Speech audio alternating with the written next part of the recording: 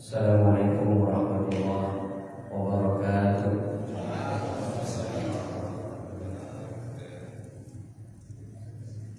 Alhamdulillahirabbil alamin.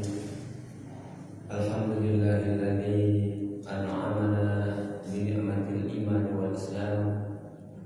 Alladzi khalaqal insana wa 'allamahul bayan wa arsala rasulahu bil huda wa dinil haqq liyuzhirahu 'ala sa'iril adyan.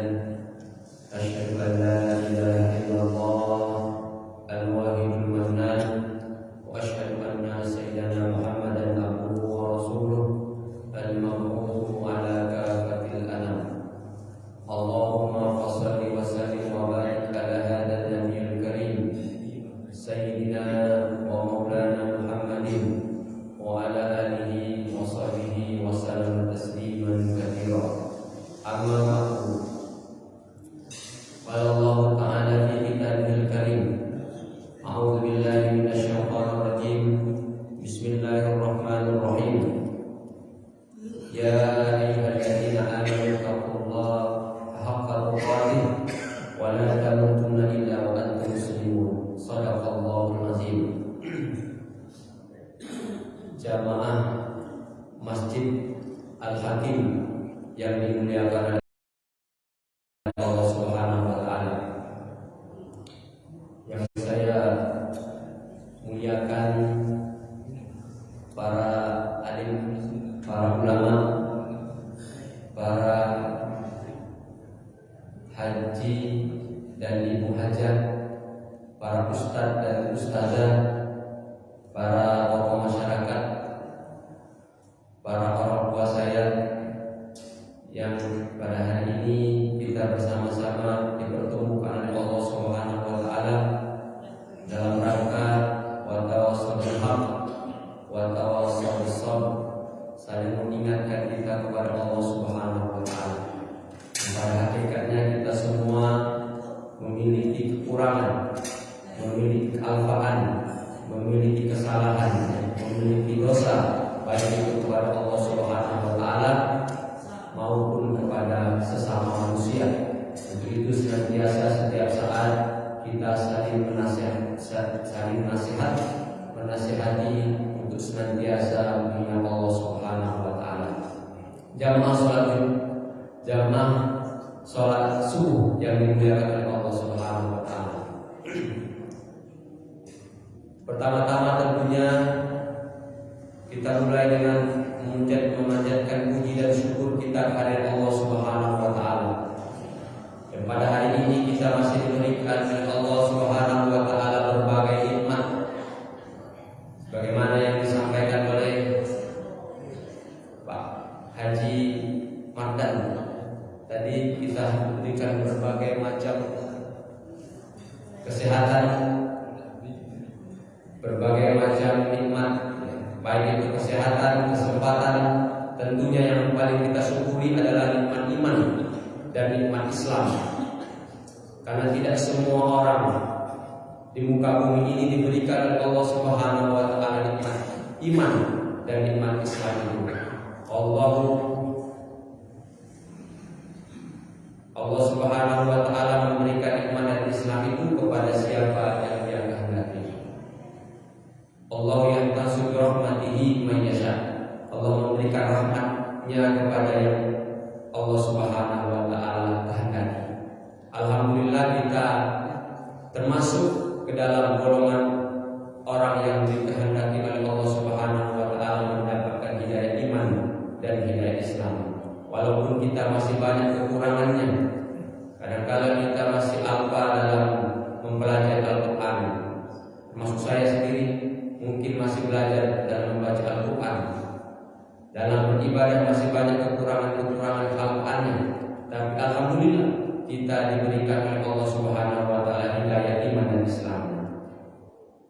Karena kalau tidak diberikan hidayah iman dan Islam, walaupun memiliki kecerdasan, bahkan pernah bertemu Nabi misalnya, hidup sezaman Nabi, atau termasuk kerabat Nabi Muhammad SAW, kalau tidak diberikan oleh Allah Subhanahu wa taala hidayah iman dan Islam, maka meninggal dalam keadaan tidak beriman, yaitu dalam keadaan kafir. Jamaah yang dimuliakan oleh Allah Subhanahu wa taala. Kemudian kita senantiasa memanjatkan puji setelah puji dan syukur, yaitu berselawat kepada Nabi Muhammad sallallahu alaihi wasallam. Yang pada hari ini juga kita dapat mengikuti berbagai macam tuntunan agama Islam karena diberikan bimbingan oleh Nabi kita Nabi Muhammad sallallahu alaihi wasallam. Dan yang ketiga yang perlu kita juga biasakan setelah kita bersyukur, setelah kita bersolawat kepada Nabi, dan tak lupa kita berterima kasih kepada sesama manusia. Karena tidak mungkin kita hadir di tempat ini tanpa bantuan daripada manusia lain. Baju yang kita pakai, kain, celana yang kita kenakan ini, kalau kita telusuri siapa saja yang berjasa dalam membuat pakaian kita ini, bisa ya, ratusan orang yang bertani apa Pak kalau baju kapas ya, yang bertani kapasnya, yang memanennya siapa, nanti yang memintalnya siapa, yang menjahitnya siapa, yang sampai kita pakai seperti ini, banyak yang berjasa. Tentunya kita kepada siapa saja tentu harus berterima kasih. Bapak Ibu sekalian, para orang tua saya yang saya muliakan, seperti yang disampaikan juga tema kita pada hari ini berkaitan dengan hati. Bahasa agamanya qalbu. Bahasa kita itu bisa hati nurani. Di dalam Al-Quran kata qalbu atau jamaknya qulub itu memiliki jumlah yang cukup banyak, kurang lebih 100 kali disebutkan di dalam Al-Quran ini, baik kata qalbun ataupun qulub yang bermakna hati. Bahkan kalau dibandingkan dengan kata sholat atau kata puasa, kata zakat, sedekah, haji, bahkan umroh, itu jumlahnya lebih banyak, kurang lebih 60 kata sholat itu. Kalau zakat, sedekah itu agak lebih banyak, 80 katanya. Haji tidak sebanyak itu, bahkan umroh cuma disebutkan 2 kali di dalam Al-Quran ini. Apa maknanya? Ya, setiap sesuatu yang diulang berkali-kali berarti memiliki makna yang sangat penting. Termasuklah kata qalbu diulang di dalam Al-Quran itu berkali-kali, melebihi ibadah itu sendiri. Artinya apa? Artinya bahwa ibadah yang kita kerjakan kepada Allah Subhanahu wa taala itu haruslah sampai ke dalam hati kita. Jadi diajarkan dulu bagaimana memahami arti hati kita, kemudian daripada itu setiap amal-amal itu haruslah nyampai atau bahkan menetap di dalam hati kita, bukan hanya sekedar di gerakan kita, bukan hanya sekedar dalam lisan kita atau hanya di pikiran kita, tapi harus berada di dalam hati kita. Ya, kata sholat misalkan seperti itu. Ya, kalau ibadah yang ada wajib, tentu yang sering diulang-ulang adalah sholat. Apa buktinya? Karena Nabi Muhammad SAW mengatakan as-salatu imamuddin, aman aqamaha faqad aqamaddin, aman tarakaha faqad hadaddin. Sholat itu adalah tiang agama. Barang siapa yang mendirikan sholat, maka dia menegakkan agamanya. Barang siapa yang meninggalkan sholat, maka dia menghancurkan agamanya. Agama yang mana? Agama yang di dalam hati. Agama itu letaknya di dalam hati. Begitu juga kalau masalah yang sunnah. Yang sunnah yang paling banyak disebutkan di dalam Al-Quran adalah sedekah. Ya, zakat, infak, hibah, hadiah, sedekah itu paling banyak disebutkan di dalam Al-Quran. menunjukkan bahwa sedekah ya, ibadah-ibadah sunnah yang sangat ditekankan. Bahkan ketika di dalam Al-Quran itu disampaikan, ya Rabbi laula akhartani ila ajalin, ya, Rabbi laula akhartani ila ajalin qarib. Dia minta agar dikembalikan lagi ke dunia, asaddaqa, untuk bersedekah. Jadi kalau orang meninggal dunia Pak, itu bukan pengalaman ya, tapi diceritakan di dalam Al-Quran. Yang dia inginkan itu apa? Bersedekah. Karena paling gampang, paling mudah bersedekah. Kalau sholat itu butuh 5 menit ya kurang lebih, atau 10 menit. Puasa 12 ya, jam kita butuh waktu untuk berpuasa. Haji bisa 1 bulan ya. Umroh bisa berapa minggu. Tapi kalau sedekah ya, dia minta sedikit saja waktu ya. Yang paling mudah itu adalah sedekah. Apalagi zaman sekarang, tidak perlu lagi ke bank atau mana ya, menemui, langsung transfer saja bisa. Kalau dia pejabat langsung tanda tangan saja nih bisa. Ya, sedetik kayak dia pincet gitu kan, aplikasinya sudah tersampaikan, tertransfer.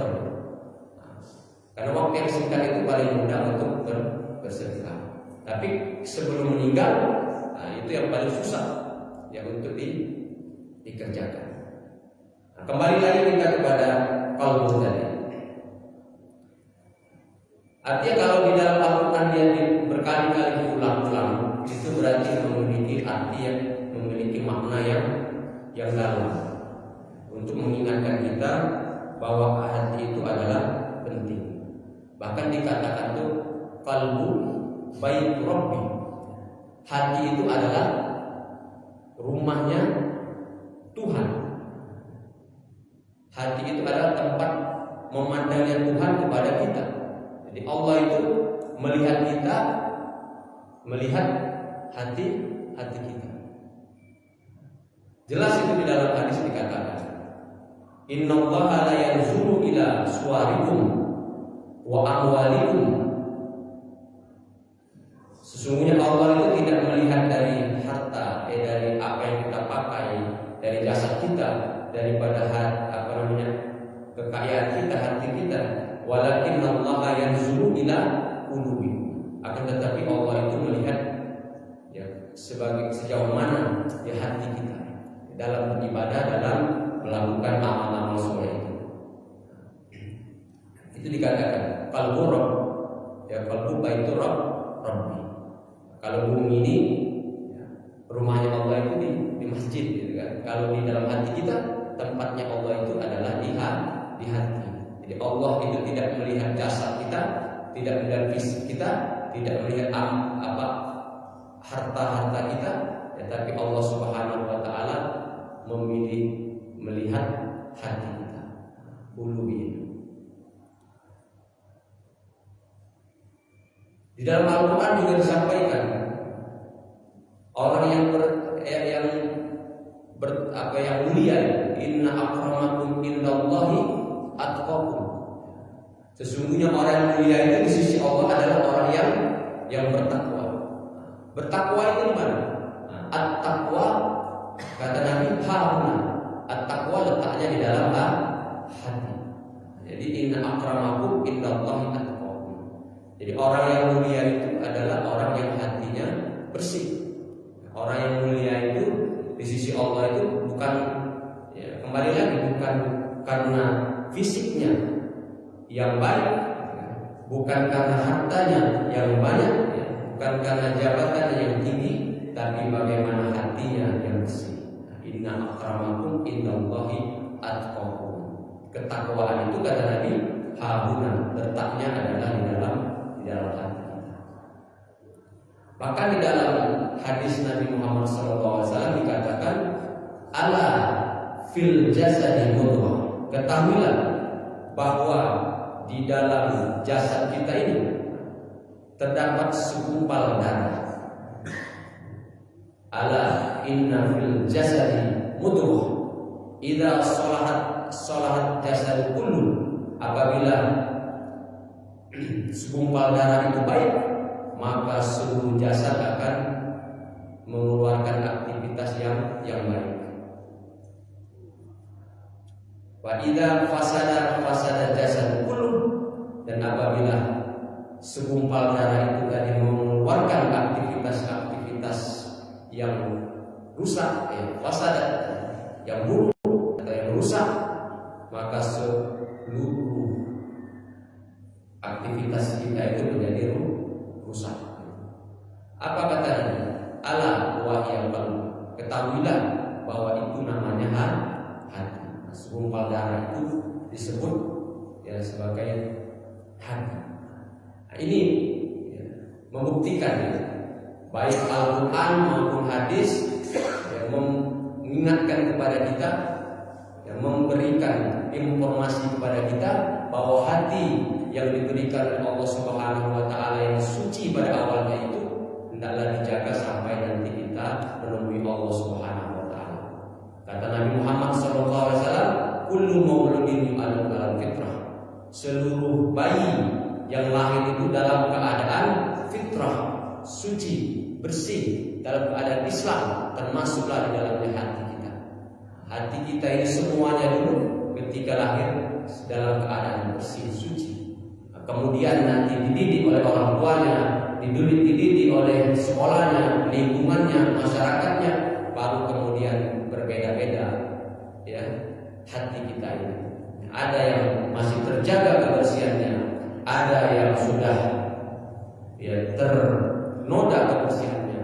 Kata Nabi Muhammad SAW, innal abda, sesungguhnya seorang hamba itu idza akhta'a khati'atan, apabila dia melakukan satu kesalahan, suatu kemaksiatan, suatu dosa, maka setiap dosa itu akan berbekas di dalam hatinya, bercak hitam. Satu dosa, satu kesalahan, satu kealpaan akan bercak dalam kolbunya, dalam hatinya. Bintik hitam, 1 bintik, 2 bintik, 3 bintik, tergantung. Semakin banyak bintiknya menjadi gelap, sehingga saat itulah dia susah untuk menerima kebaikan, cahaya dari Allah Subhanahu wa taala. Seperti yang kita sampaikan tadi, Allah Subhanahu wa taala akan masukkan hidayahnya melalui hati kita. Ketika hati kita tertutup karena banyak kesalahan-kesalahan yang kita lakukan, sehingga Allah Subhanahu wa taala tidak akan berkomunikasi dengan hati kita. Bapak Ibu sekalian yang dirahmati Allah Subhanahu wa taala, banyak para ulama membagi tentang hati ini, macam hati ini.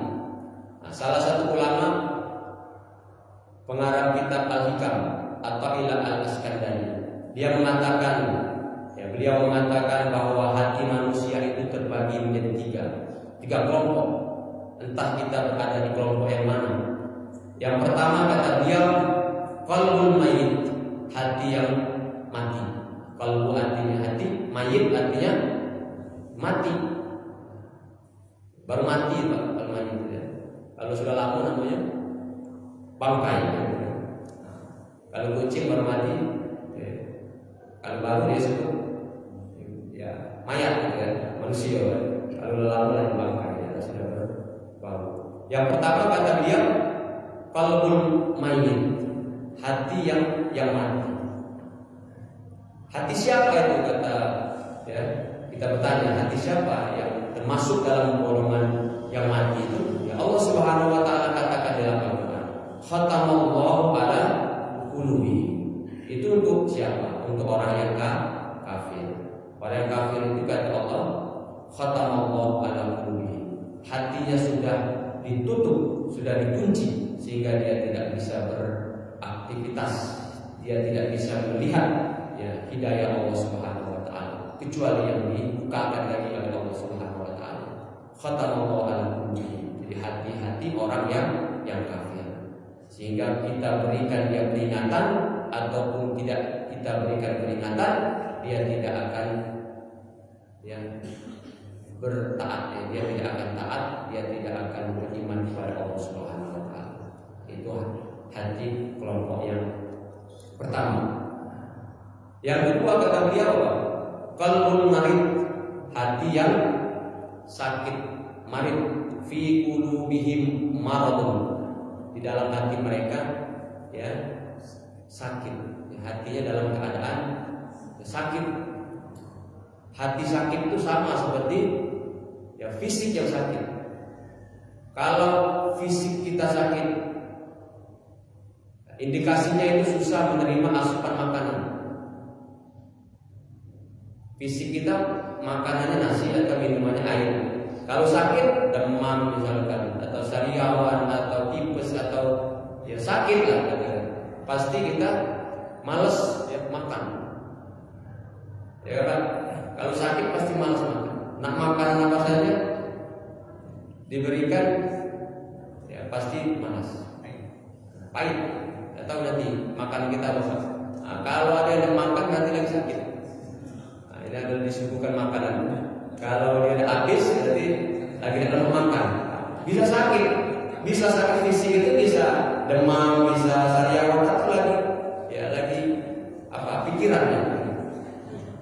Susah dia menerima asupan makanan. Dipaksa pun malah marah. Kalau anak kita yang sakit kita paksa makan, ngamuk. Jadi orang sakit itu dikasih makan aja demam. Apalagi makan sendiri susah. Nah, begitu juga kalau hati kita lagi sakit. Kalau kemarin makanan hati itu apa Pak? Ibu, makanan hati itu apa? Ya ketaatan kepada Allah Subhanahu wa taala.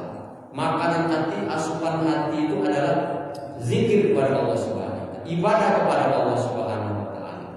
Mengingat Allah Subhanahu wa taala, baca Quran, ya. Sedekah, semua ibadah kepada Allah Subhanahu wa taala itu adalah makanan hati. Kalau hati lagi sakit, susah, malas ibadah, malas baca Quran, nak sedekah malas, nak silaturahim malas, semua ketaatan itu jadi malas, nak datang ke masjid malas, nak sholat tepat waktu malas. Nah, jadi indikasi daripada sakitnya hati itu sama seperti sakitnya fisik, ya, susah menolak daripada makanan. Bahkan kalau di TV televisi itu ada orang ngamuk. Ya dengan azan diajak sholat, dengan azan marah, ada kan? Ya. Datangnya masjid itu dimarahin. Lagi sholat ada yang imamnya lagi, gitu kan? Karena dia mendengar ya, tidak terima, hatinya tidak menerima, menolak hatinya. Berarti lagi sakit. Fi qulubihim marad. Kalau fisik kita sakit, ya, tentu kita cepat-cepat cari obat. Tidak sembuh, kita cari ahlinya. Ya. Kalau sakit gigi, kita ke dokter gigi, cari ahlinya. Ya, sakit dalam perut, ya, atau ya, mah, kita cari dokter ya umum atau dokter penyakit dalam. Karena sakit itu cepat gitu. Tapi kalau hati kita yang sakit, sudah kita rasakan. Wah, malas, saya malas sholat. Hari ini tidak baca Quran, sedekah juga tidak hari ini. Tapi kita biarkan saja. Hati kita sudah tahu sakit, ya, sudah dalam keadaan malas beribadah, tapi kita tidak mencari obatnya dan tidak mencari ahlinya. Berobat dewe. Ya awalnya ya berobat sendiri, sama seperti orang sakit berobat sendiri, Pak. Bisa sembuh, bisa tidak, bahkan bisa makin parah. Kenapa kita kalau sakit fisik mampu ya berobat? Karena biasanya penyakit fisik itu kita sadari, kita rasakan. Jadi orang yang penyakit sakit fisik itu biasanya orang yang lagi terserang penyakit lebih merasakan ketimbang orang lain. Bahkan ada orang-orang tua kita itu sakitnya sudah parah baru ketahuan, gitu kan? Karena dia sembunyikan. Jadi penyakit fisik itu orang yang punya penyakit lebih mengetahui daripada orang lain. Jadi penyakit itu bisa dia sembunyikan. Apalagi penyakit-penyakit yang tidak nampak. Kalau saya bisulan, Pak, Bapak ada tahu? Bisa saya sembunyikan, bisa saya tahan. Beda dengan penyakit hati, itu kadang-kadang tidak kita sadari. Yang justru lebih mengetahui itu adalah orang lain ketimbang orang yang berpenyakit itu. Kita tidak sadar kalau sombong, tapi orang tahu. Orang yang lihat itu, ya, oh ini pelit, oh mentit dikit ya, atau sombong, atau dia, atau takabur. Orang lain lebih, ya, nampak ya, ketimbang orang yang punya penyakit itu. Nah, sehingga daripada itu kadang-kala kita ya, lambat ya mengobatinya. Kita tidak cepat dalam mengobati penyakit hati. Itu kata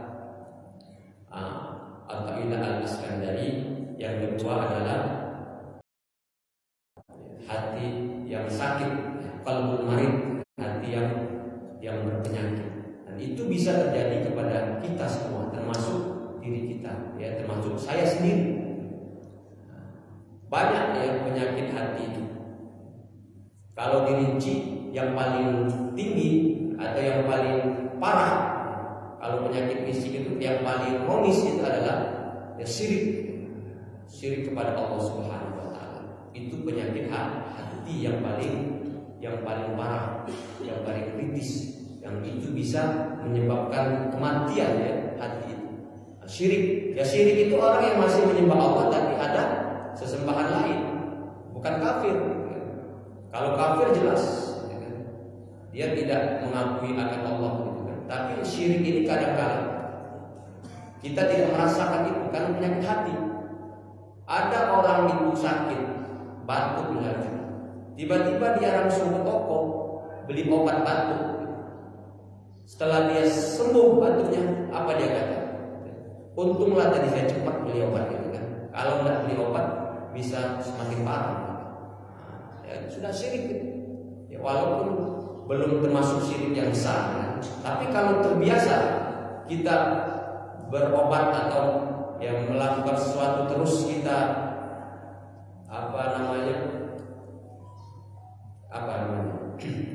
sandarkan ya, sesuatu itu yang memberikan keselamatan bagi kita, maka itu sudah termasuk dalam kesyirikan hati tadi. Untunglah tadi saya makan, kalau tidak makan saya upacara tadi pingsan. Artinya dia menganggap makanan tadi yang memberikan kesehatan bagi kita. Dia lupa. Padahal cukup saja niatkan Bismillah atau dia katakan Alhamdulillah. Alhamdulillah Rabbil Alamin, alhamdulillah ya. Jadi sudah makan, kalau sudah makan upacara tadi baca itu kapan gitu. Ya kan cukup.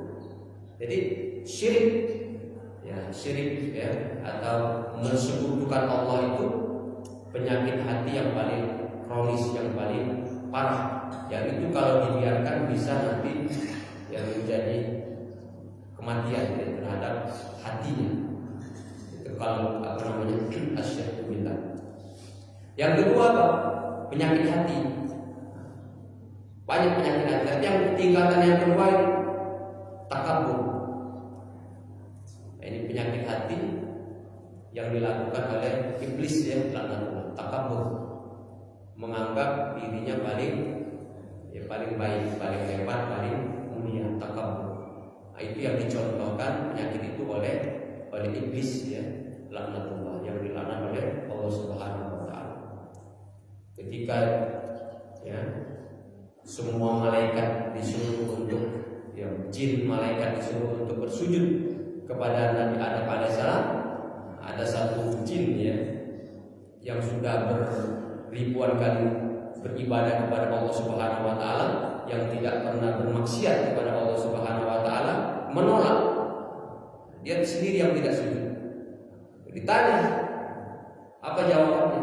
Ana khairun minhu. Ana khairun minhu. Aku lebih mulia, aku lebih baik daripada Nabi Adam, daripada dia. Ana khalaqtani min nar wa khalaqtahu min tin. Engkau ciptakan dari api, sedangkan dia diciptakan dari tanah. Itu takaburnya ya iblis ya, laknatullah. Dan itu bisa terjadi kepada siapa saja, termasuk kepada diri kita, termasuk kepada ya diri kita masing-masing. Takabur, ketika kita menganggap bahwa kita lebih mulia daripada orang lain, maka kita sudah terserang penyakit hati. Yang kedua ini takabur. Tingkatan setelah ya syirik itu adalah takabur. Itu yang sudah diberikan pelajaran oleh Allah Subhanahu wa taala terhadap iblis ya. Bapak Ibu sekalian yang dirahmati oleh Allah Subhanahu wa taala, suatu ketika Nabi Musa alaihissalam itu diperintahkan oleh Allah Subhanahu wa taala untuk mencari orang yang lebih ya. Nabi Musa itu adalah orang yang mulia karena seorang nabi utusan ya Allah Subhanahu wa taala. Dia diuji oleh Allah untuk mencari orang yang lebih tidak mulia, lebih rendah daripada beliau. Karena Nabi Musa ini terkenal ya orang-orang ya Bani Israel itu ya, terkenal kuat kan, baik itu pikirannya atau fisiknya. Sehingga Nabi Musa itu pernah ya karena agak bandel itu dia disuruh mencari guru, termasuklah dia ketemu guru yang namanya Nabi Khidir kan. Diajarkan tentang ini, akhirnya dia tidak sanggup karena ada ya sifat-sifat yang dimiliki oleh Nabi Musa itu. Ketika diuji itu dia mencari orang yang lebih rendah daripada beliau itu. Mencari orang ya. Kata Allah, carikan, tunjukkan ya kepada makhluk ya Allah Subhanahu wa taala yang lebih rendah daripada. Dalam hati kita mungkin mudah karena dia yang paling mulia kan. Carinya orang, carinya pedagang, dia temukan pedagang, kemudian dia amati, dia teliti, dia perhatikan pedagang itu, dia tidak menemukan, ya. Dia menemukan kekurangan, tapi dia tidak menemukan kelebihan dia dibandingkan orang itu. Nah, dia pasti menemukan ada kelebihannya.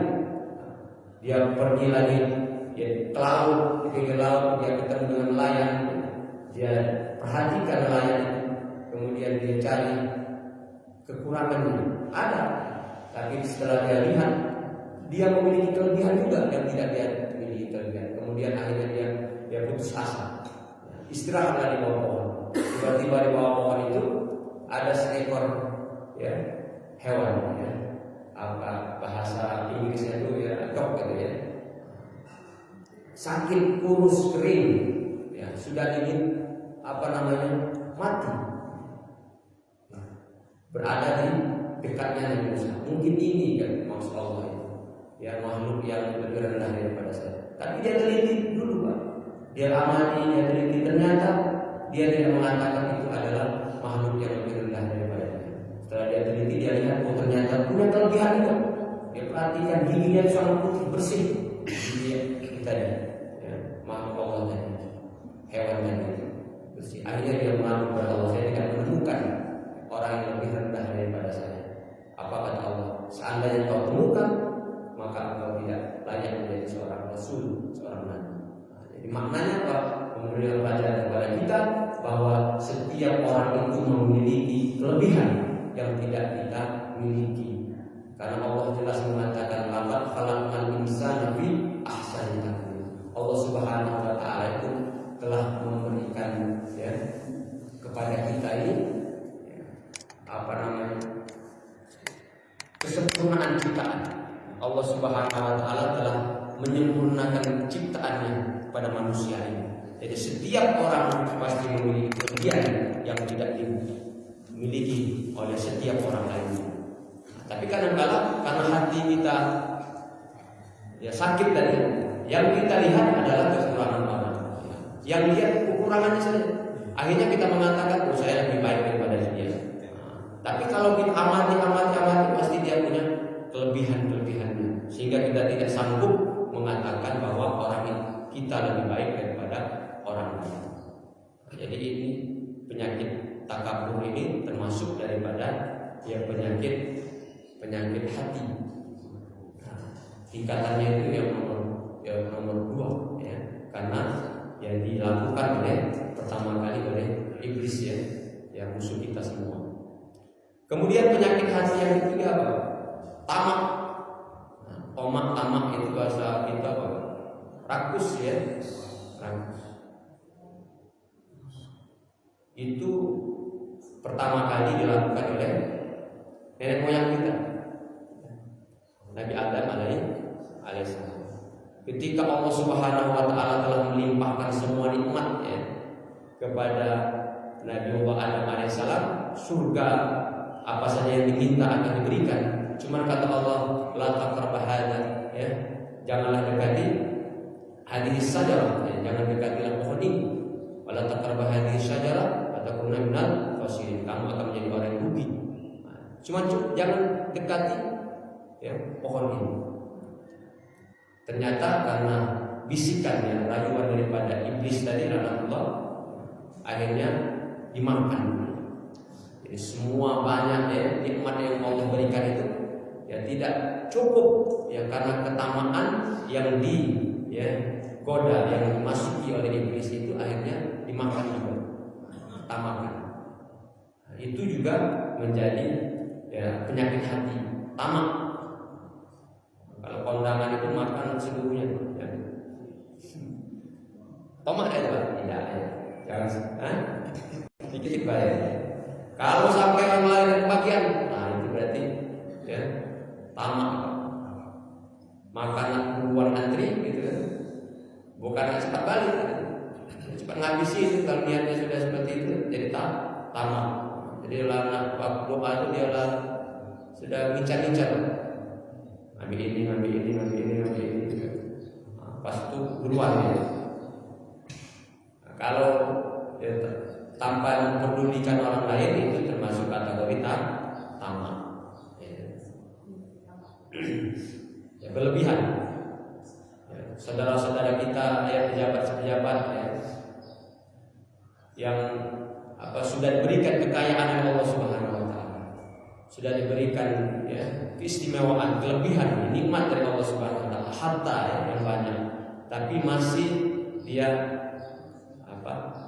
KKN ya, korupsi misalkan, ya, termasuk dari kategori tamak. Ya.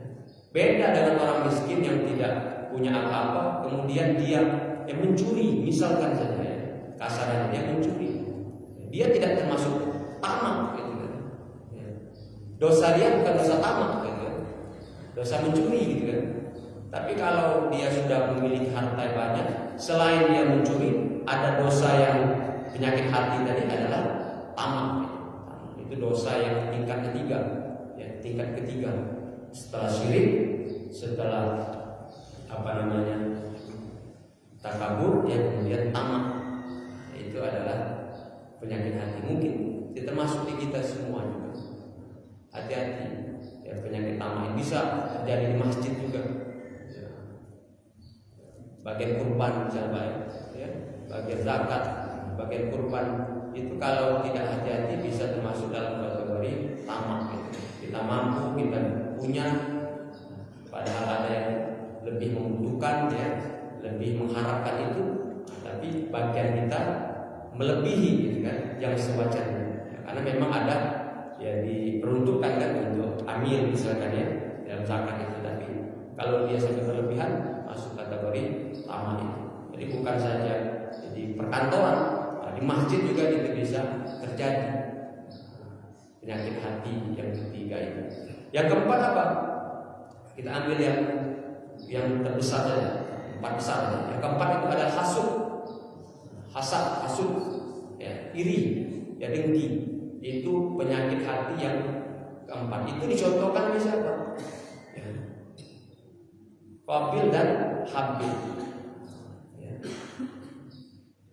Dosa yang takabur oleh dicontohkan iblis, tamak itu Nabi ya, Adam alaihissalam, sedangkan hasud, iri dan gitu oleh Qabil dan Habil.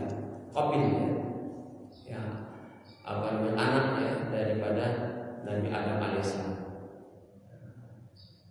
Ketika dia iri dengan saudaranya sendiri Habil, dia mampu ya menghilangkan ya nyawa ya anaknya saudara sendiri sekandung, saudara sendiri ya sedarah gitu kan, akibat ya penyakit hati yang keempat ini, hasad, iri, dengki. Nah, itu bisa juga, dan banyak bahkan terjadi kepada kita, ya, penyakit hasad, ya, iri, ya, dengki ini. Nah, itu adalah macam-macam yang penyakit hati. Jadi yang kedua tadi, yang qalbun marid, hati yang sakit, dan penyakit hati itu banyak sekali. Tapi di antaranya yang paling kita harus wanti-wanti adalah syirik, yang kedua takabur, yang ketiga tamak, yang keempat adalah hasad, dengki, iri. Dan itu bisa, ya, 4 penyakit hati ini bisa, ya, menyerang sendi-sendi yang lain sehingga menimbulkan penyakit yang lain. Dendam itu akibat hasad, iri, dengki, gitu kan. Sombong, riya, itu akibat takabur, gitu kan. Tidak mau menerima nasihat orang lain itu karena bisa penyakit syirik billah, gitu kan. Karena kita, ya, syirik kepada Allah, itu tidak mau menerima nasihat, ya, tidak mau, ya, penyakit hati itu mengakibatkan tumbuh penyakit, benih-benih penyakit-penyakit yang lainnya. Dan yang ketiga daripada, ya, macam hati itu adalah qalbus salim, hati yang selamat, hati yang damai, hati yang murni, jernih, hati yang bersih, yaitu qalbus salim.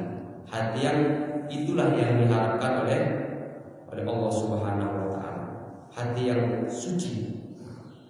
Karena pada hakikatnya kita ini dulu, seperti yang saya sampaikan di awal tadi, kullu mauludin yuladu alal fitrah.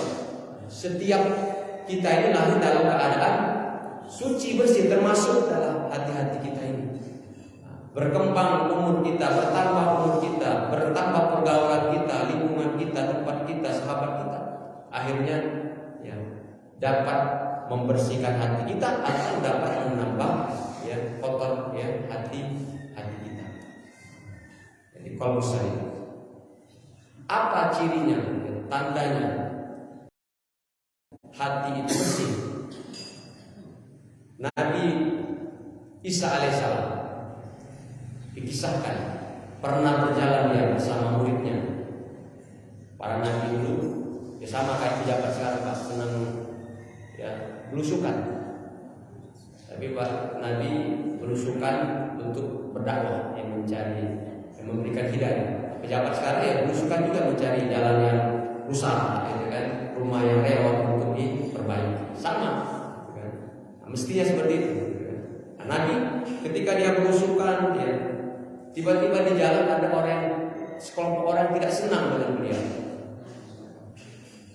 Biasa, ya. Bukan saja Nabi Isa, Nabi Muhammad SAW, ya, ada yang suka, ada yang tidak suka, ada yang tidak senang. Kemudian, ya, Nabi Isa alaihissalam dihujat, ya, dihina, dicaci, dimaki. Kemudian spontan Nabi Isa alaihissalam menjawab. Apa jawaban Nabi Isa? Membalas, ya, cacian, makian, hinaan, cercaan dari orang yang tidak senang kepada beliau itu. Apa kata beliau? Jazakallahu khairan. Semoga Allah Subhanahu wa taala memberikan engkau kebaikan. Kemudian para muridnya ini heran, bertanya, engkau dihina, dicaci, dimaki, kok dibalas dengan doa? Semoga dia mendapat kebaikan. Apa jawaban Nabi Isa alaihissalam? Di dalam hatiku aku cari-cari yang akan aku balaskan kepada dia, yang mereka tidak ada, kecuali kalimat ini saja, doa ini saja. Tidak ada kata lain, apalagi kata-kata yang buruk. Maksudnya tidak ada kata buruk yang ada dalam hatiku yang ingin aku keluarkan untuk membalas keburukan dia, sehingga aku keluarkan yang baik inilah. Beda dengan kita, kan? Kalau kita ini hati kita, ya, isi punti kayu itu ada. Jadi kalau orang ngantor gini, Pak, ya, keluar yang mana? Hewan yang mana, kan? Apa yang ini, apa yang ini, apa yang ini. Nah, Nabi Isa alaihissalam dia mengatakan tidak ada tersimpan di dalam hati keburukan, ya, kalimat buruk, ya, sehingga yang aku keluarkan ini. Jadi yang aku keluarkan yang baik-baik. Sama ketika Nabi Muhammad SAW, ketika beliau berjalan ke Taif, di atas bukit itu beliau dilempari batu, bermacam-macam, kena pelipis, berdarah. Kemudian terbuka ya langit itu, menunggu doa daripada Nabi. Nabi tidak berdoa dengan harapan ya seperti Nabi Nuh yang berdoa sehingga umatnya ya, banjir gitu kan. Nabi Lut yang doanya gempa gitu kan, atau Nabi Musa ya, yang korun itu terbenam di bumi, atau Firaun yang masuk dalam sungai, terbuka ini bumi menunggu ya doa orang terzolimi, termasuklah Nabi Muhammad SAW nunggu doa. Tidak ada doa. Akhirnya malaikat turun gitu. Angkat tanganmu, kata malaikat Jibril, berdoalah engkau sebagaimana nabi-nabi terdahulu. Apa kata Nabi? Biarkan ya, dia hidup ya. Mungkin saja nanti antara mereka akan melahirkan orang-orang yang beriman kepada Allah Subhanahu wa taala. Doa Nabi, mudah-mudahan kata Nabi, di antara mereka nanti ya akan melahirkan orang-orang yang beriman kepada Allah Subhanahu wa taala. Kalau dimusnahkan mati semua. Tidak ada yang akan lahir gitu. Tapi kalau dia hidup, ada kemungkinan akan dilahirkan orang-orang yang beriman kepada Allah Subhanahu wa taala. Dan ternyata doa Nabi itu sampai sekarang terbukti ya. Taif itu sekarang Madinah 100% penduduknya adalah muslim berkat doa Nabi Muhammad SAW. Tapi kalau seandainya Nabi Muhammad berdoa ya, dengan syaratnya Jibril untuk membalikkan ya, bukit-bukit yang ada di Taif itu untuk memusnahkan ya, orang-orang kafir ya, tidak mungkin seperti yang sekarang ini. Nah, itu kebersihan hati. Jadi pada hakikatnya setiap ya, apa yang kita kerjakan ini, setiap apa yang kita lakukan itu cerminan daripada isi hati kita. Apa yang kita kerjakan, apa yang kita ucapkan itu adalah cerminan daripada ya, apa yang ada yang tersimpan di dalam hati kita. Nah itu yang menurut Syekh yang mengatakan tadi bahwa hati tadi terbagi menjadi 3. Qalbul marid, qalbul mayyit, qalbul marid, qalbul sahih. Nah, persoalannya sekarang kita termasuk di mana? Nah, kita akui saja bahwa kita termasuk ke dalam golongan qalbul marid. Gitu kan? Hati kita ini masih dalam keadaan sakit. Masih banyak ya tersimpan di dalam hati kita ini. Selain kebaikan tentunya ada juga ya, yang buruk, yang tidak baik. Makanya Allah Subhanahu wa taala mengajarkan kepada kita melalui nabi, melalui para ulamanya untuk senantiasa membersihkan hati kita, mensucikan hati kita, mencuci hati kita, membersihkan. Bagaimana caranya? Berbagai macam ya, bentuk cara. Kalau kita tuntutkan lagi, yang pertama sesuai dengan penyakit yang paling besar tadi. Paling besar penyakit hati itu adalah syirik. Maka cara mengobati hati adalah selalu berniat dalam melakukan suatu ibadah. Nah, ibadah itu tergantung kepada niatnya. Innamal a'malu binniyat wa innamal likulli imrin ma nawa. Dan setiap perbuatan itu akan dinilai tergantung apa yang kita niatkan. Jadi bisa saja aktivitas kita itu ibadah, tapi niat kita tidak ibadah. Banyak semua orang masuk masjid ya, untuk beribadah, melakukan sholat, tapi di dalam hatinya belum tentu ya, ibadah kepada Allah. Makanya niat itu di dalam hati. Menurut pemahaman kita, menurut mazhab kita Imam Syafi'i, ya niat itu sebelum sholat kita melakukan niat ya, dilafalkan untuk meyakinkan bahwa kita sedang ingin melakukan sholat. Tapi yang diukur itu adalah, yang dinilai oleh Allah Subhanahu wa taala adalah niat yang ada di dalam hati. Orang yang tidak musolli apa? Asalkan dia ketika takbiratul ihram juga sebut di dalam hatinya, terucap di dalam hatinya, itulah niatnya. Ada orang usollinya besar, usolli. Tapi ketika takbir dia tidak niat, berarti dia telah mengurangi rukun daripada sholat itu. Niat sholat yang sebenarnya ada dalam hati. Ketika dia tidak melakukan niat itu di dalam hati, maka rukunnya kurang. Ya kalau rukunnya sholat kurang, berarti kan tidak sah dengan sholatnya. Jadi salah satu rukunnya tidak dia kerjakan. Jadi cara kita menjaga hati kita yang pertama, semua aktivitas kita itu haruslah diniatkan lillahi ta'ala, kepada Allah Subhanahu wa ta'ala. Kita nyembelih ayam, nyembelih kambing, sama kita sembelih. Tapi beda di sisi Allah Subhanahu wa ta'ala. Ada dia halal, ada yang haram, tergantung niatnya. Berniat enggak dia? Kalau dia nyembelih tidak niat, apalagi dia sembelih untuk sesembahan misalnya, menjadi haram. Niatnya. Kita sedekah, ada sama kita sedekah. Tapi ada yang niat karena Allah Subhanahu wa ta'ala, tapi ada yang niat ingin macam-macam. Ada yang ingin dipuji, ingin dimuliakan, ingin dianggap dia hebat, macam-macam. Sama dia bersedekah. Jadi bisa saja ibadah itu yang kita lakukan secara zahir baik, tetapi yang bisa diterima oleh Allah Subhanahu wa ta'ala apakah baik niatnya atau tidak. Karena Allah itu kan la yanzuru ila suwarikum wa amwalikum, walakin Allah yanzuru ila qulubikum. Lihat kepada hatinya, apa yang dia niatkan, apa yang dia. Jadi kita tidak boleh usil kepada orang lain, gitu kan? Karena kita tidak tahu apa yang ada di dalam hati orang lain. Bisa saja orang itu ngajak wartawan untuk dia bersedekah, gitu kan? Tapi niatnya untuk berdakwah, untuk mengingatkan orang lain. Mungkin di daerah itu banyak orang kaya tapi tidak mau sedekah.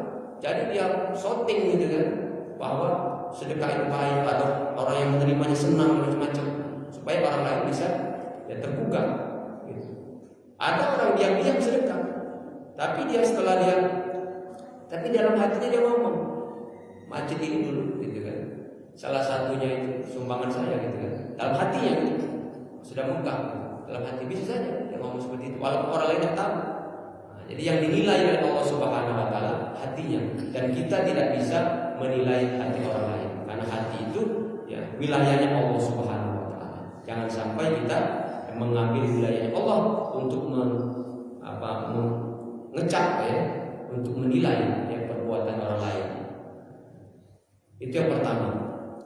Jadi kita biasakan untuk berniat supaya tadi tidak menjadikan apa yang kita lakukan itu adalah perbuatan kita sendiri. Jadi ada intervensi Allah Subhanahu wa ta'ala. Setiap apa saja yang ada di muka bumi ini semuanya kehendak Allah Subhanahu wa ta'ala. Bahkan dikatakan setiap daun yang jatuh itu semua kehendak Allah Subhanahu wa ta'ala. Kalau dia tidak waktunya belum jatuh, tidak jatuh. Makanya Nabi Muhammad SAW mengajarkan kita semua aktivitas, mungkin di dalam Islam saja semua aktivitas itu diajarkan doa-doanya. Masuk masjid kita ada doa, keluar masjid ada doa, naik kendaraan, keluar kendaraan, masuk rumah, berpakaian, bahkan ke tempat yang najis pun kita diajarkan untuk berdoa, masuk WC, keluar WC, untuk membiasakan hati kita ini menggantungkan kepada Allah Subhanahu wa ta'ala.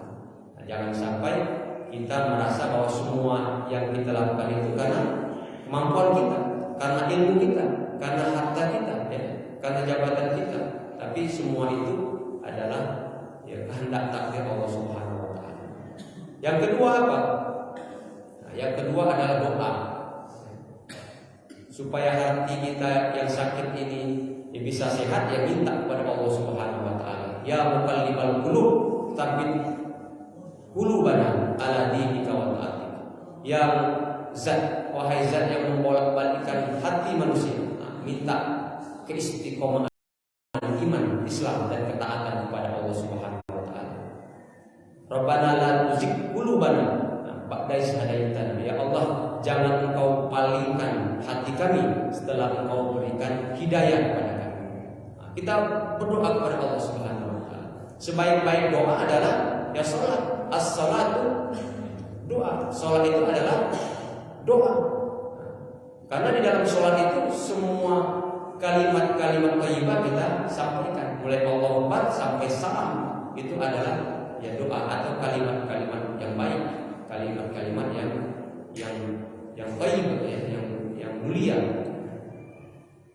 Makanya Allah Subhanahu wa taala kenapa salat 5 waktu itu diulang-ulang terus?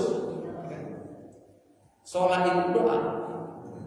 5 kali sehari kita salat, berarti 5 kali minimal kita berdoa kepada Allah Subhanahu wa taala. Kalau disuruh milih kita Pak, pengen ibadah itu seminggu sekali atau tetap 5 kali sehari? Ya, karena ketentuannya 5 kali bukan juga. Tapi kalau suruh milih kan ada orang lain, ya sekali seminggu Pak. Ternyata kenapa Allah Subhanahu wa taala 5 kali sehari sekali? Supaya kita itu terhubung terus kepada Allah, hati kita itu ya, dekat terus dengan Allah Subhanahu wa taala. Subuh kita sholat, mungkin jam 7, jam 8, jam 9 hati kita ini ya, iri, dengki, hasud pada orang. Jam 12 nanti kita ketemu Allah, kita bersihkan lagi. Kaget jam 12 makan siang dengan kawan, ngerumpi-ngerumpi gitu kan. Kotor lagi hati kita. Asal kita bersihkan lagi, kita menghadap Allah Subhanahu wa taala. Nanti itu ya, bahkan nanti itu kita ya, isak gitu kan. Kita tobat dulu kepada Allah ya. Coba seandainya kalau sekali seminggu Jumat baik sholat ya, numpuk dosa kita ya, Jumat sholat misalkan Sabtu, Minggu, Senin, Selasa, Rabu, Kamis ya kalau sampai Jumat gitu. Kalau Kamis sudah dipanggil Allah Subhanahu wa taala numpuk dosa kita.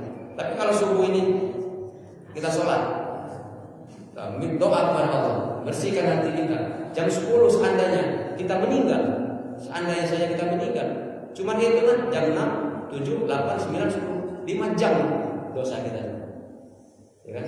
Kalau kita tidak ketemu zuhur, 5 jam dosa kita. Nah, coba kalau seminggu, 4 hari, 5 hari kita numpuk dosa-dosa kita. Nah, jadi sholat itu bagian daripada cara kita membersihkan hati. Kata Nabi Muhammad SAW,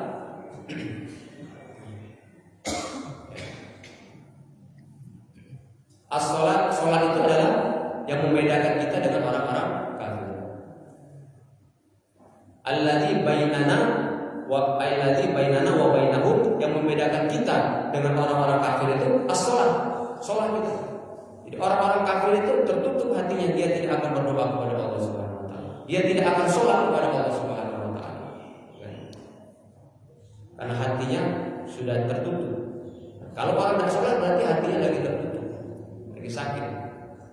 Yang membedakan kita adalah dengan sholat kita. Faman tarakaha faqad kafar. Barang siapa yang meninggalkan sholat ya dengan sengaja, dengan meremehkan sholat ya, dengan menganggap sholat itu adalah ya bukan suatu hal kewajiban, maka dia kafir. Faqad kafar. Dia bisa terjerumus kepada kekafiran. Jadi orang yang kafir itu bukan karena dia miskin. Banyak orang miskin meninggal dalam keadaan iman, bukan karena dia tidak punya ilmu agama yang kuat. Banyak orang yang punya ilmu yang rendah ilmu agamanya, belum bisa ngaji, tapi dia meninggal dalam keadaan iman. Tapi banyak orang yang keluar daripada Islam, murtad dia karena meninggalkan sholat, karena dia tidak pernah sholat. Walaupun dia kaya, dia punya ilmu agama, tapi kalau dia tidak ya, meninggalkan sholat, pasti dia mudah ya terpengaruh masuk dalam kekafiran, kekufuran atau murtad. Nah itu yang kedua dengan sholat kita. Makanya kita dibiasakan sholat itu Pak, yang kita ucapkan yang baik-baik semua, dari takbir, ya, subhana rabbiyal azim, subhana rabbiyal a'la, rabbil firli warhamni, semua yang kita ucapkan itu baik semua. Supaya apa? Supaya apa yang kita ucapkan itu mampu menetap di dalam hati kita. Itu keinginan Allah Subhanahu wa taala. Jadi doanya tidak berubah-ubah. Dari dulu kita masih baru lahir sampai sekarang sudah ya, nak masuk lagi gitu kan. doa sholat itu sama, tidak berubah-ubah. Hari berubah, waktu berubah, bacaan sholat sama. Supaya apa? Supaya itu menetap di dalam hati kita. Bacaan-bacaan sholat itu menetap di dalam hati kita, qalbu kita. Itu harapan daripada Allah Subhanahu wa taala. Sehingga nanti apa? Inna sholata tanha 'anil fahsya'i wal munkar. Dengan kita melaksanakan sholat, yang sholat itu menetap dalam hati kita, maka kita terjaga dari perbuatan keji dan munkar. Nah, faktanya sekarang gimana? Yang kita ucapkan dalam sholat itu baik-baik, tapi kalau kita lagi marah, lagi emosi, baik itu dengan teman, dengan istri, dengan suami, dengan anak, dengan tetangga, dengan saudara, yang keluar itu apa? Bukan bacaan-bacaan sholat, tidak ada. Tapi ya, yang kita tidak pelajari, ya, yang kotor, yang kasar, bahkan dengan orang tua. Nah, sekarang ini berani anak-anak dengan orang tua kita. Padahal tadi dari kecil, balik-balik sampai kita dewasa ini, kita sholat terus, kita baca terus kalimat-kalimat iman. Faktanya kenapa? Yang keluar itu kalau lagi emosi, lagi apa, bahkan lagi di lata itu, dikagetin oleh orang itu, yang keluar itu bukan bacaan sholat. Astagfirullah, subhanallah, Allah pandang. Kenapa? Maknanya apa? Tidak sampai ke dalam hati kita. Jadi apa yang kita kerjakan tidak menetap di dalam hati kita. Itu menjadi koreksi bagi kita, evaluasi, muhasabah kita. Kalau kita masih ngomong kotor, ngomong kasar, ngomong yang jahat, jelek, ternyata sholat kita itu tidak membekas, tidak nyampe. Puluhan tahun kita baca Allahu Akbar itu, belum lagi yang sunnahnya, belum lagi kalau apa namanya, nak lebaran itu, ya takbiran gitu. Berarti banyak itu yang kita baca itu. Tapi sampai keluar apa aja, tidak sampai masuk ke dalam hati, tidak netap. Sehingga kalau kita marah, yang keluar ya bukan itu, karena tidak ada di sini. Kalimat-kalimat tadi tidak tersembunyi di sini, tidak menetap di sini. Kalau kita marah, tidak keluar dia. Dikisahkan itu Imam Sudais, ya, apa namanya, Imam Masjidil Haram itu. Mungkin pernah saya sampaikan juga. Itu ya, kalau ibunya marah, emosi, namanya manusia itu emosi. Tapi yang keluar itu doa. Sebagaimana Nabi Isa, sebagaimana Nabi Muhammad tadi, ketika dia marah, yang keluar itu doa. Walaupun ya gemetar dia marah. Apa kata dia? Muga-mugalah kau jadi imam Masjidil Haram.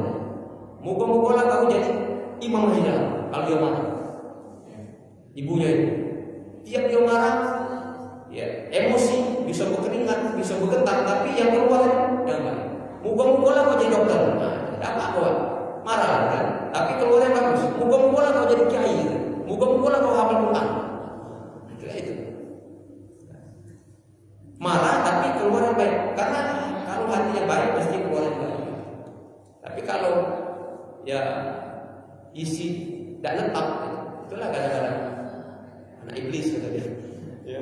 Anak jin gitu ya. Anak monyet kata dia. Anak yang besar garang-garang kata doa awal itu lah. Karena tidak tahu dari mana itu muncul itu.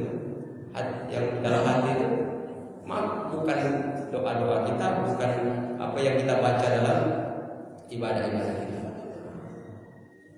Kemudian yang ketiga, dalam membersihkan hati itu, niat itu. Jadi semua aktivitas kita niatkan. Yang kedua, sholat tadi. Yang ketiga apa? Zikir, ya, tentunya zikir. Ala bidzikrillahi tatma'innul qulub.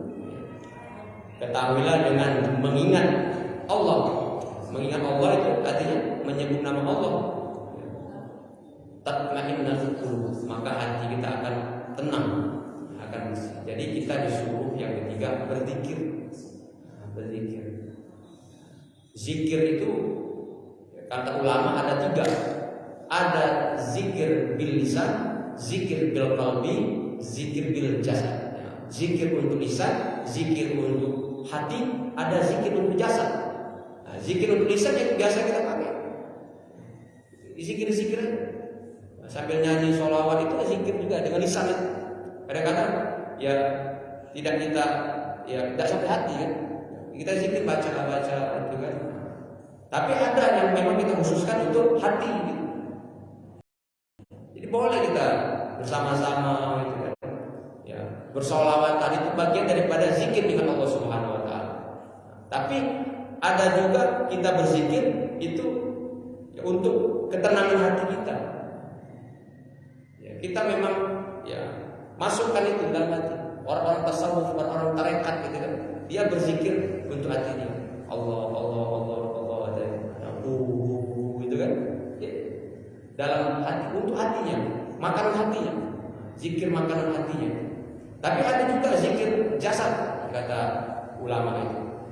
Pernah mungkin kita waktu saya waktu kecil itu kan diajarkan oleh orang-orang tua kita dulu. Raditu billahi robba wa bil islami dinan wa bi Muhammadin nabiyya wa rasulan. Itu zikir jasad. Itu adalah zikir untuk jasad itu. Jadi raditu billahi robba, aku ridho dengan ketentuan Allah, dengan takdir Allah. Apa ya yang Allah takdirkan atas mata, telinga, hati, akal itu semuanya kehendak Allah. Raditu billahi robba wa bil islami dinan, dan aku ridho Islam agamaku, Nabi Muhammadin nabiyya wa rasulah, dan aku ridho Nabi Muhammad itu adalah nabi dan utusanku. Keriduan itu ya, adalah makanan jasad, zikir jasad. Jadi setiap saat kita raditu billahi robba bil islami dinan wa Muhammadin, itu untuk jasad. Untuk kalbu juga ada, untuk lisan juga ada. Jadi zikir itu ya kata ulama ya ada 3 ya bentuknya. Bacaannya ya terserah itu kan tadi disampaikan. Nah itu adalah zikir. Kalau tidak berzikir mati hati tadi. Ya. Matsalul ladzina yadhkurullaha wal ladzina la yadhkurullah kamatsalil hayy wal mayyit.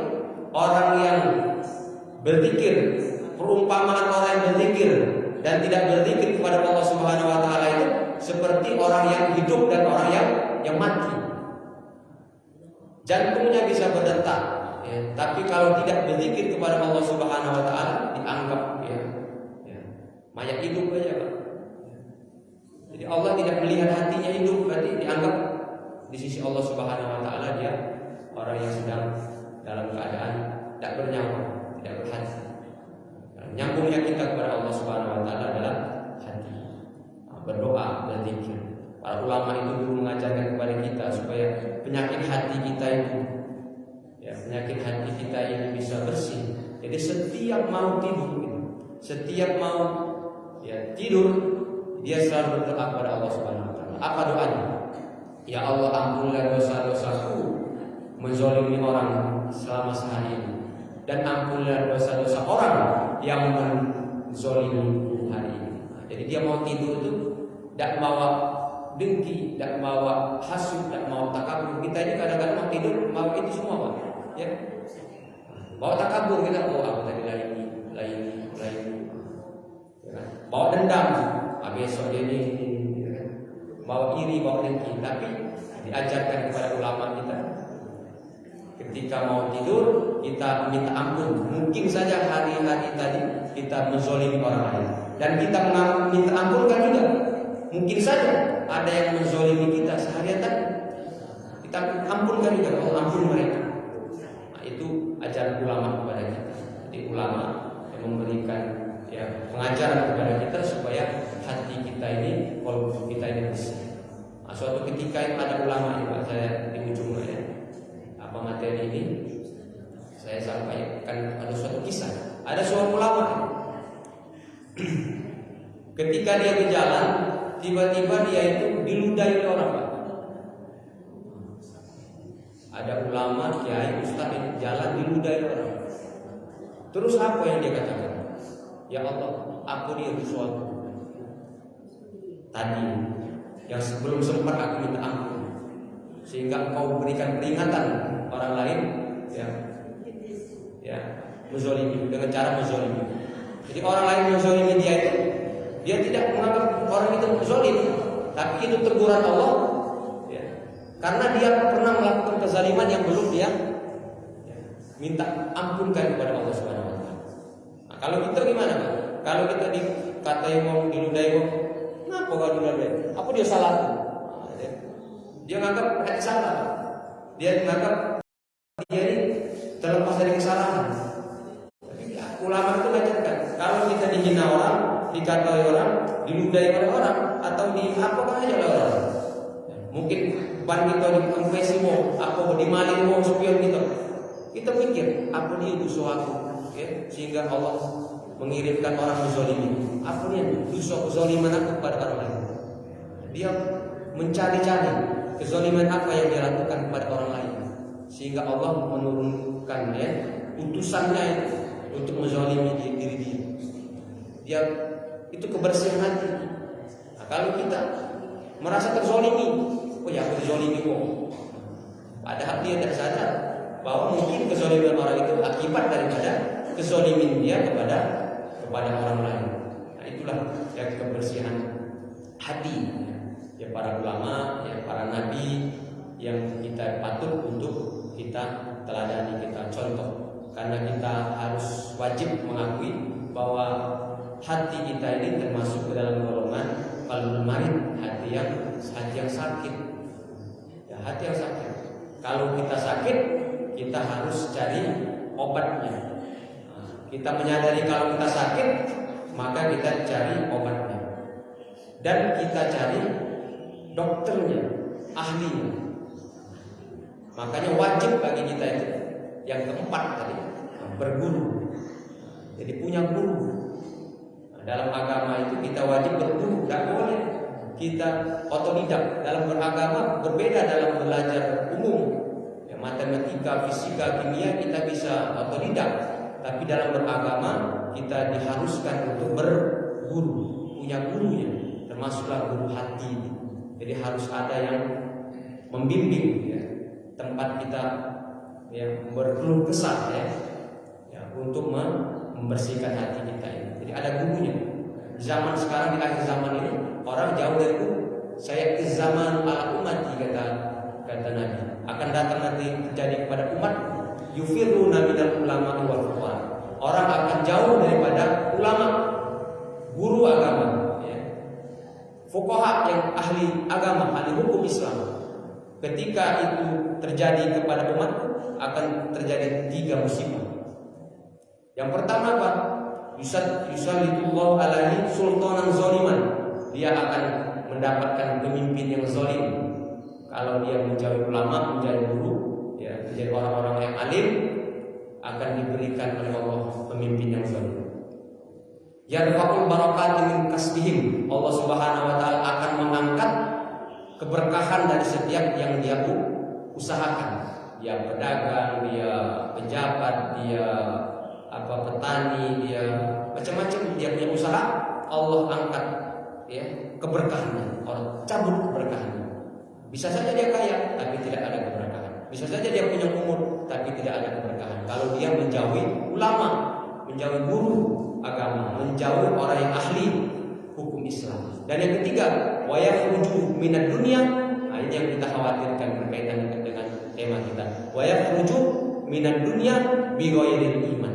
Dia akan keluar dari dunia ini menghadap Allah Subhanahu wa taala tanpa membawa iman dalam hatinya. Hatinya tidak membawa iman. Padahal kita ingin masuk, ya, menuju Allah Subhanahu wa taala biqalbin salim, dengan hati yang selamat, dengan hati yang bersih, dengan hati yang, ya, menyebut Allah Subhanahu wa taala. Jadi kita harus, ya, berguru, tidak boleh, ya. Salah satu guru kita kan bermazhab, ya, kita punya mazhab itu bagian dari guru. Tidak boleh kita bermazhab langsung ke Quran hadis. Gimana kita mau sholat langsung ke Quran hadis? Kita ada guru-guru kita yang mengajarkan.